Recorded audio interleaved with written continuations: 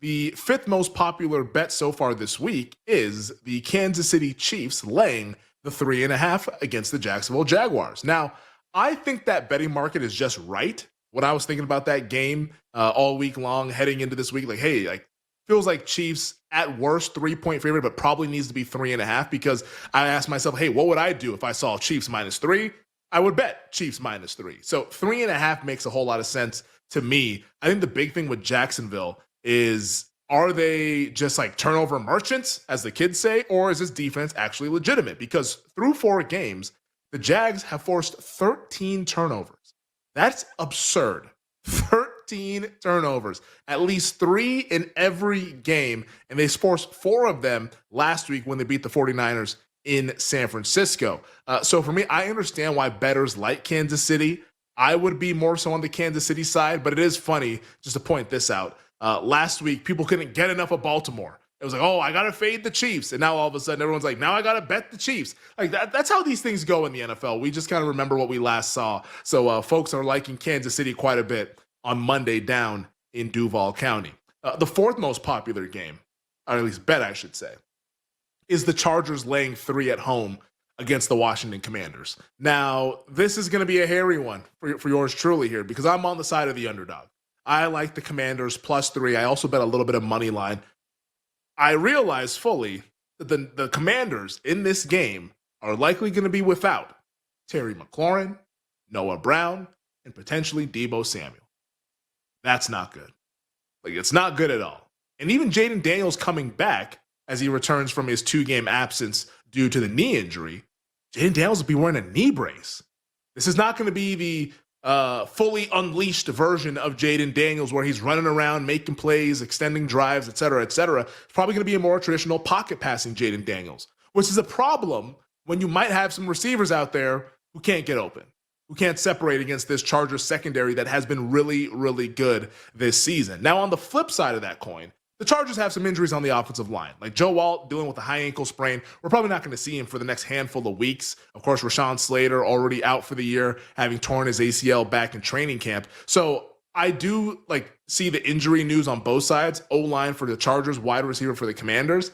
I just think in a game where, to me, it feels like the Chargers should be favored by 2.5, 3 in that range. I just like the idea of grabbing the points, even with Daniels probably not being 100% in his first game back from injury. So I bet the Commanders. I thought about potentially buying out, but I just want to let this one ride. Let's see how this goes, because heart to heart, I think this is a kind of a coin flip game. And I'll take those 3 points with a quarterback that's really, really talented in Jaden Daniels. The third most popular bet in the NFL this week over at BetMGM, and this is one that I'm also against. That is the Minnesota Vikings laying 3.5 in London as they take on the Cleveland Browns. Now, I don't really know how to, I guess we kind of know how to quantify this stuff since we've seen the Jacksonville Jaguars have those back-to-back weeks in London or whatever. But Minnesota, they actually had to travel, just not as far as Cleveland did, since they went from Ireland now to London. Cleveland obviously having played in the States last week, now going overseas. I understand why people might like Minnesota because of that angle that they don't have to throw off their body clocks entirely like the Browns have to do. And also, by the way, the big headliner with that game, Cleveland starting Dylan Gabriel, a rookie in his first start ever overseas and against a Brian Flores defense. That's not usually the ideal spot for a rookie to make their NFL debut, at least starting debut in a season. But that's what the Browns decided because they realized that they were doing nothing offensively with Joe Flacco at quarterback. Now, my problem with people betting Minnesota is that the Vikings offensive line is also battered and bruised. They are going to be with their third string center.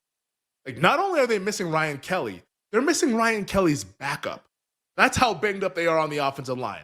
They are banged up at right tackle with Brian O'Neill missing in the game. And then Donovan Jackson, their first-round pick at guard, he will also be missing in the game. Now they have Christian Darrisaw, who's probably their best offensive lineman. But here we are, center number 3, offensive tackle number 2, and a backup guard against Myles Garrett and this defensive front that the Cleveland Browns have. That doesn't seem like a good situation when you already have your backup quarterback in Carson Wentz there, who is dying to turn the ball over. And if he's not turning the ball over, watch out for this one Sunday morning. The classic Carson Wentz, oh my goodness, there's pressure. Let me duck my head to try to avoid it. Get ready for that. The Carson Wentz duck, Like he's got to put a patent on that bad boy, copyright that thing, Wentz, because he's the only guy that I see consistently do that, and that's something that he will be doing frequently against this Browns defense, who, oh, by the way, has yet to allow a team to have 5 yards per play on offense. Cleveland has been dominant on defense. I love the Browns plus the points. I even bet some Browns money line earlier this afternoon before the show. Plus 175 was out there at a sportsbook here in Las Vegas. I gobbled that up because I think the Browns are very, very live as long as they just get serviceable quarterback play from Dylan Gabriel. Don't need to be like the next big thing. You don't need to be even average. Just be serviceable. Just don't turn the ball over and just play within yourself, play within this fancy system. And I think this is a field goal game either way. And a couple balls bounced their way as opposed to Minnesota's way. I actually think that Cleveland could win the game outright. So I like Cleveland plus 3.5 and on the money line against the Minnesota Vikings. The second most popular bet over at BetMGM. It's the Philadelphia Eagles laying 3.5 against the Denver Broncos. I agree wholeheartedly with that bet. I like Philly quite a bit. And I laid 3.5 as well earlier this week, as now I'm actually even seeing 4s out there in the market. In fact, 4 is now our new consensus price. And that's the price currently over at BetMGM, 4 with the total sitting at 43.5. I just think we're going to continue to be doing this with the Philadelphia Eagles. Like, oh my goodness, like they got outgained, and oh my goodness, this and that, blah, blah, blah. They're just finding ways to win, guys.